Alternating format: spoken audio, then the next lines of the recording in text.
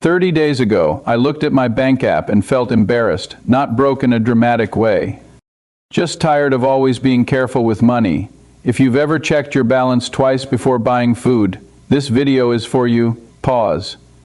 Let me be very clear before we go any further. This is not a get-rich-quick story. No crypto gamble. No overnight miracle. Just real decisions, real pressure, and real discipline. Now let me tell you why I started this challenge.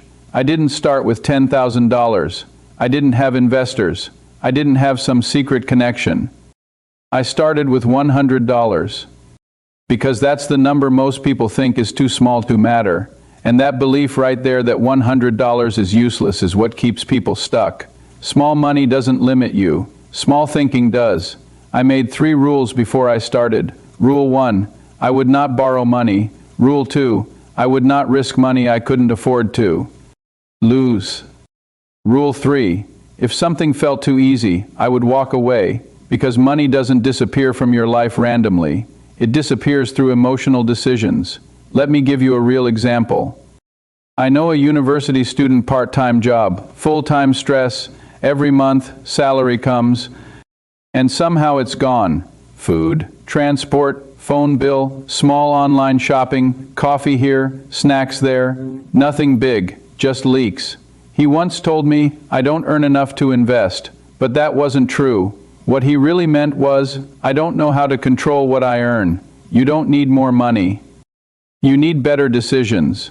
This challenge wasn't about turning $100 into $1,000. It was about proving something more important, that money grows when your behavior improves, not when your luck improves. And here's the uncomfortable truth most finance videos won't tell you. If I gave most people $1,000 today, they'd be back at zero in a few months. Why? Because habits don't change automatically when numbers change.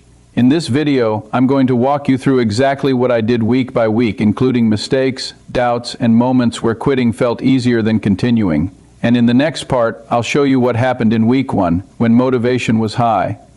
But discipline was tested immediately.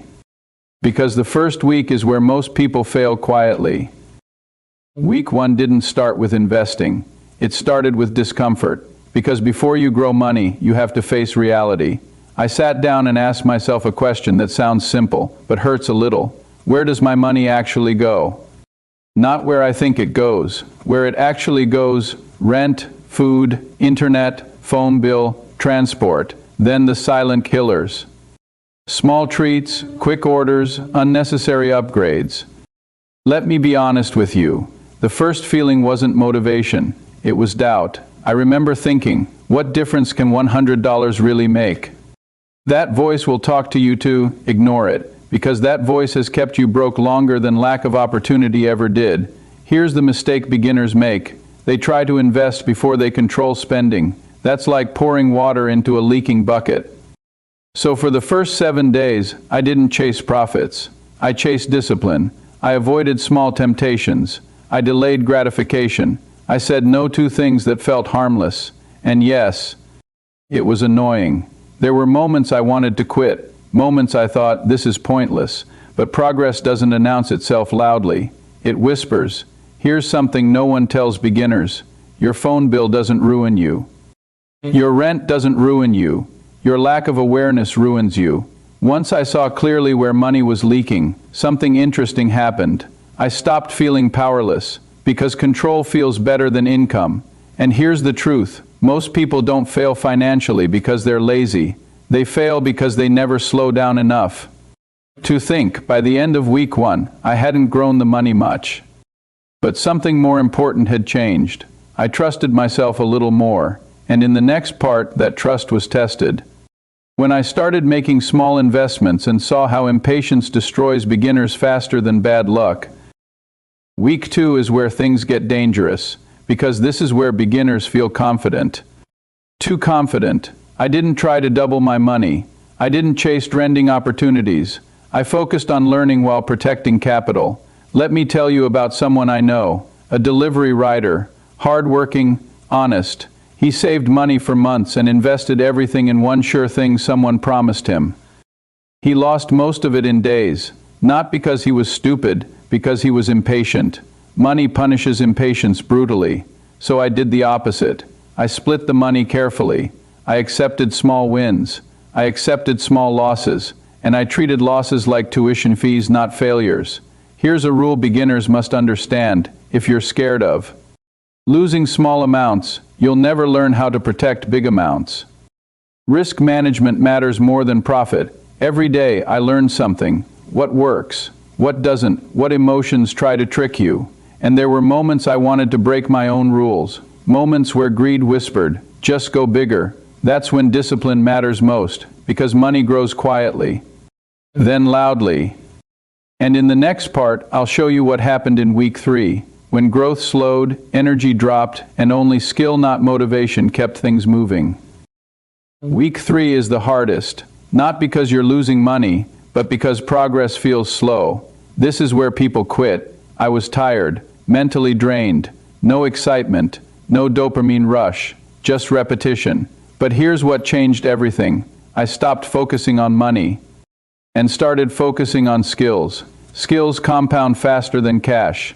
Let me tell you a short story. There was a guy I once met who started with almost nothing. No connections, no capital. He spent months learning one simple skill consistently. No one noticed, no one clapped. But a year later, his income had quietly changed forever. No one sees the boring days, but those days change everything. I kept showing up, even when it felt useless, even when results were small. Because consistency beats motivation every time, and by the end of week 3, something shifted. Momentum, not explosive, but real. And in the final part, I'll show you the actual results, what worked, what failed, and the most important money lesson beginners must hear. Week 4 arrived quietly. No celebration, no victory music, just reflection. Did I turn $100 into exactly $1,000? Not perfectly, not magically, but I crossed a number that once felt impossible. More importantly, I proved something, that money skills matter more than the amount you start with. Some things worked, some things failed, but nothing was wasted because learning compounds.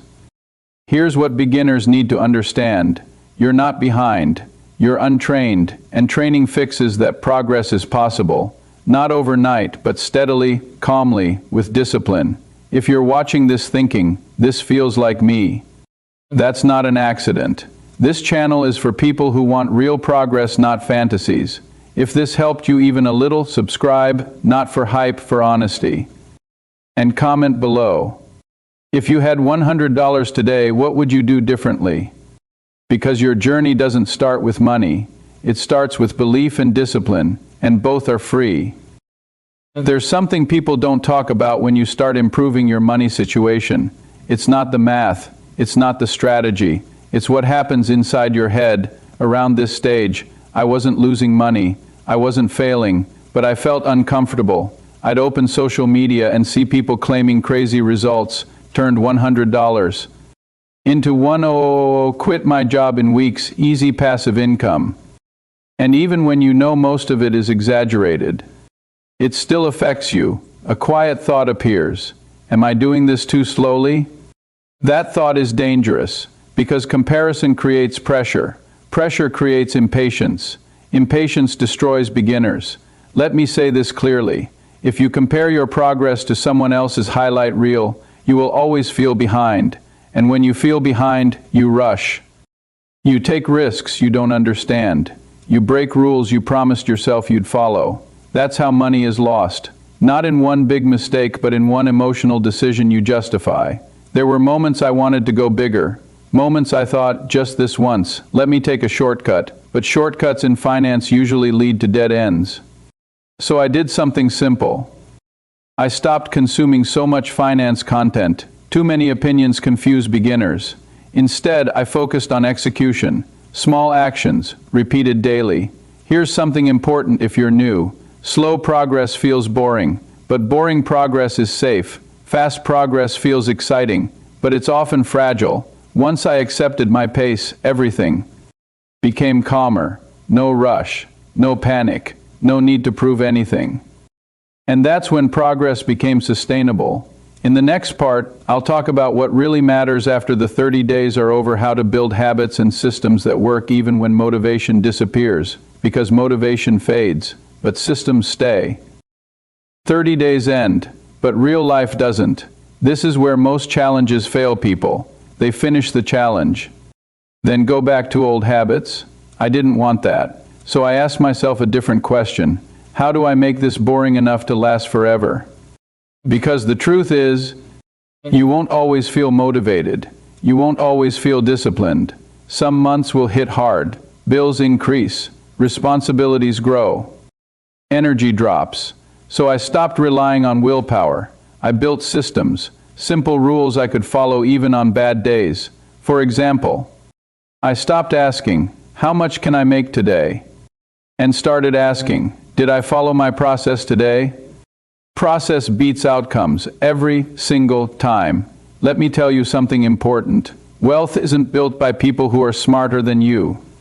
It's built by people who stay consistent longer than you expect. Think about it. Most people quit right before momentum starts. They stop when results are invisible. But invisible progress is still progress. I simplified everything. Less decisions, less stress, more clarity. And here's something that surprised me. Once money stopped being emotional, it started behaving, because calm decisions compound. Panic decisions destroy. If you're watching this and thinking, I don't have much time, that's okay. You don't need more hours. You need fewer distractions. One focused hour beats 10 distracted ones. Let me leave you with this thought. You don't need to change your life in 1 month. You need to change your direction, and direction changes everything. If you stay consistent, if you respect money instead of chasing it, if you keep learning without rushing, your future self will thank you quietly. No fireworks, no viral moment, just stability, confidence, and control. And that's real wealth.